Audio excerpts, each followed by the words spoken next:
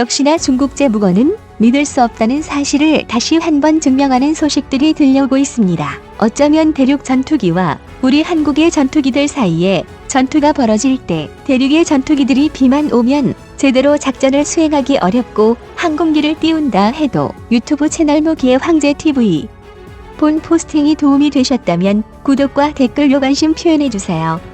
시청해주셔서 감사합니다. 목숨 걸고 작전에 임해야 한다는 강력한 증거가 얼마 전 만천하에 공개되었습니다. 아무리 메이드 인 차이나는 못 믿는다고 하지만 설마 이 정도일 줄은 몰랐는데 뿐만 아니라 나이지리아에서는 수입한 지 고작 6개월밖에 되지 않은 대륙의 전투기에 자칭 5세대 스텔스기 제-20도 비가 오는 날은 작전이 어려울 것으로 보입니다. 이에 비해 우리 한국이 만든 첫 국산 훈련기인 T-50A는 미공군의 훈련기 사업에서 T-50A를 누른 보잉의 T-7A가 문제를 일으켰던 혹시나 이미 정해진 결정을 번복하고 미공군의 훈련기 사업을 다시 우리의 T-50A가 따낼 경우 우리는 미 해군의 훈련기 사업까지 합쳐 천여 대의 T-50A 수출에 30조 원 이상의 엄청난 수익을 거두게 될지 모릅니다. 업계에 따르면 카이와 록히드 마틴은 공동 개발한 T-50A 훈련기로 미국 해군 훈련기 교체 사업에 도전합니다. 록히드 마틴은 미 해군 훈련기로 T-50A 항공기를 제공하겠다라며 미국 해군의 정보 요청에서 파악한 요건을 충족시키기 위해 기본형 T-50A 항공기를 수정했다라고 밝혔는데요. 현재 미 해군이 사용 중인 T-45 보스호크는 맥도넬 더글라스와 브리티시 에어로스페이스 BAE 호크를 미 해군의 함상 고등훈련기로 개량한 모델인데요. 미 해군은 도입된 지 30년 된 T-45 보스호크의 안전성에 대한 우려로 새 훈련기 교체 사업을 추진하고 있습니다. UJTS 언더그래주이트 트레이닝 시스템 프로그램에 따라 오는 2028년 안에 신규 도입한다는 목표입니다. 미 해군은 신규 훈련기로 4줄 좌석이 있는 복좌형 훈련기를 원하며 훈련을 진행하기 위해 14,400시간의 수명과 43,200회 랜딩 수명을 요구하고 있습니다.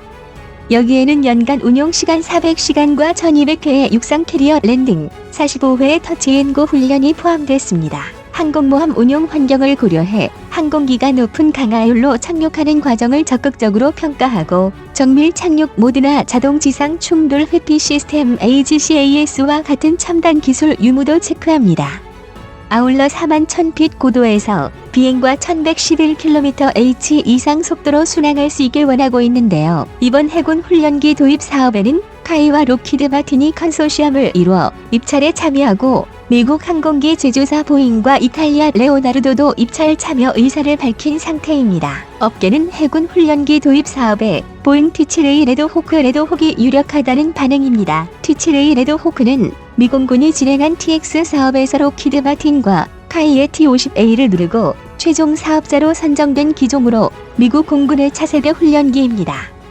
이에 따라 미국 해군도 보잉 T-7A를 해군에서 운용할 수 있도록 개조에 도입할 가능성이 크다는 주장입니다. 미 해군의 항공모함 함재기인 FA-18이 F 슈퍼호넷이나 F-35BC 스텔스 전투기들은 이런 방습 방염 처리가 기본이며 이런 일로 문제를 일으키는 일 따위는 없습니다. 아무래도 큰 소리친 것과 달리 영국의 퀸 엘리자베스급 항공모함 전단이 지나가고 나서야 그 지역에 제-20을 배치한 대륙의 행동을 보면 전투기들은 굳이 비가 오지 않더라도 다양한 기상 상황에 노출되며 수부는 물론 극저온과 높은 온도에도 자주 노출되어야 하는데 이런 상황을 견딜 수 없다면 대륙의 전투기들은 최악의 경우 대만의 시사평론가 황창샤는 이 같은 현상에 과연 지난 13일 동안 대만 주변에는 비가 왔는데 대륙군 항공기의 괴롭힘이 그친 이유는 이것 때문이었다. 물에 닿으면 대륙 전투기는 녹슬다. 그렇다면 대륙군의 우천시 항공 작전은 대륙의 전투기가 다시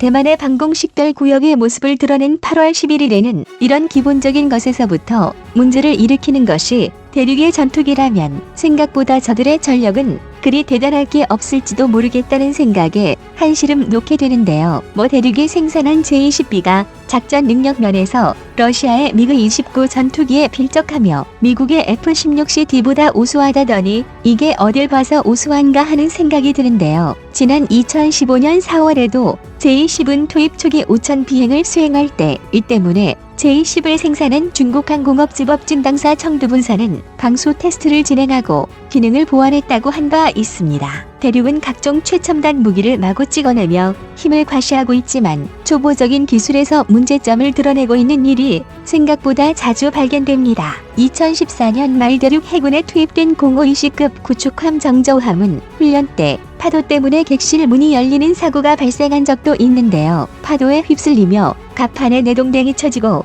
부상을 입은 적이 있었습니다. 우리 생활에 쓰이는 공구 중에서도 메이드 인 차이나 제품은 대륙이 아직도 전투기의 내부에 물이 스며드는 문제를 극복하지 못했다면 이는 금속 정밀 가공 기술 자체에 문제가 있을 가능성이 큽니다. 이 문제는 J-200I나 FC-31 같은 자칭 스텔스기에도 J-10B 같은 일반 기체에 비가 스며들 정도라면 J-200I나 FC-310I 진짜로 스텔스 성능을 발휘할 가능성은 낮지 않을까 조심스레 추측해봅니다. 이에 비해 우리 한국은 뛰어난 전투기 제조 기술을 가지고 있다는 것이 미공군의 훈련기 사업에서 최종 선택된 T-7A와의 비교에서 드러났는데요. 최근 미군의 차기 훈련기 도입 사업인 TX 프로그램에서 저가의 가격을 밀고 나와 속면 T-7A는 윙락 현상이 발생함으로 인해 1년 이상 사업이 지연되고 있는데요. 윙락 현상이란 간단히 말해 하늘에서 날고 있는 전투기가 좌우로 크게 흔들리며 조종이 힘들어지는 것은 물론 조종 불능 사태마저 초래할 수 있는 심각한 문제입니다. T-7A의 기체 형상을 보면 주날개의 앞부분에 보조 날개와도 같은 스트레이크가 존재합니다. 이 스트레이크는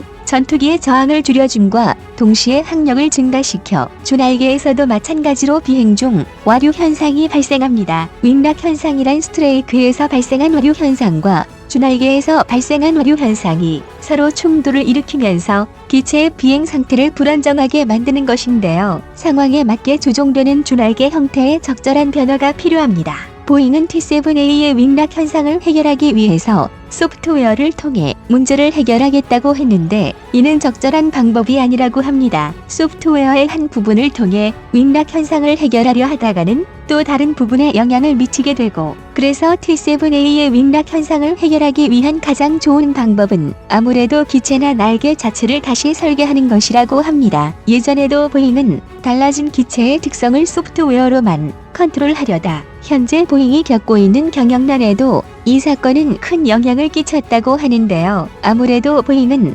T-7A의 윙락 현상을 급하게 잡으려 하지 말고 기초 설계를 중시하는 방향으로 이에 비해 우리의 T-50A는 진작에 윙락 현상을 해결한 상태로 경쟁에 들어갔었죠. 지난 미 공군의 뒤통수를 친 보잉사 T-7A에서 심각한 결함이 발견되자 한국 전투기가 30조 원의 수출길이 열려버린 상황이라는 영상에서 말씀드린 것처럼 우리의 T-50A에서도 테스트 결과 윙락 현상이 발생했습니다. T-50A의 경우는 전방 동체를 지나며 생성된 공기 흐름과 주날개 앞에 작은 날개인 스트레이크에서 생성된 공기 흐름 간의 상호작용이 원인이었다고 하는데요. T-50A는 이를 해결하기 위해 전방 동체와 미익에 3D 프린터로 제작한 차인이라는 얇은 측면 라인 구조물을 적용시켰고 풍동사업 결과 이것이 주가 윙락 현상을 상당 부분 감소시키는데 뛰어난 효과가 있었음을 확인할 수 있었다고 합니다. 미국은 현재 경영난에 빠져있는 보잉을 버리지 않을 확률이 높아 다시 T-50A가 T-7A를 밀어내고 부자리를 차지할 가능성은 낮아 보입니다. 하지만 T-7A는 설계 자체를 변경시키지 않으면 윙락 현상을 근본적으로 해결하기 어려운 상황이고 현재 T-7A를 대체할 수 있을 만한 훈련기 후보는 T-50A가 가장 뛰어난 후보입니다. 어차피 T-7A가 나오기 전까지는 RFX 사업을 통해 미국 현지 업체가 우리의 T-50A 소수를 도입하게 되고 미공군은 이를 대여해 사용하게 됩니다. 그런 만큼 미공군은 우리의 T-50A와 T-7A를 비교할 기회를 더 많이 가지게 될 겁니다. 최악의 경우 미공군이 T-7A를 믿을 수 없다고 판단할 경우 혹시 모르죠. 미공군의 고등훈련기로 쓰일 350대의 T-50 가상 적기로 쓰일 T-50A 기체가 양산되어 이는 미 해군의 훈련기 사업인 UJTS에도 긍정적인 영향을 끼칠지도 모릅니다. T-50A는 미 해군 훈련기 사업인 UJTS에도 후보로 올라 있는 만큼 혹시나 이 기회마저 거머쥐게 될 경우 우리는 약 1000대 규모의 T-50A를 수출하고 한화약 30조 원의 수익을 거둘 수 있습니다. 또한 미 공군과 해군의 훈련기라는 타이틀을 달게 된 T-50A는 이렇게 우리 한국의 카이에서도 사활을 걸었던 TX 사업인데 사실상 가능성은 낮겠지만 그래도 운 좋게 다시 한번 T-50A의 기회가 주어졌으면 하네요. 대륙이 가진 압도적인 수량의 전투기들이 위협적이기는 하지만 더욱 발전해 위세를 떨치기를 기대해봅니다. 다음 시간에 다시 돌아오겠습니다.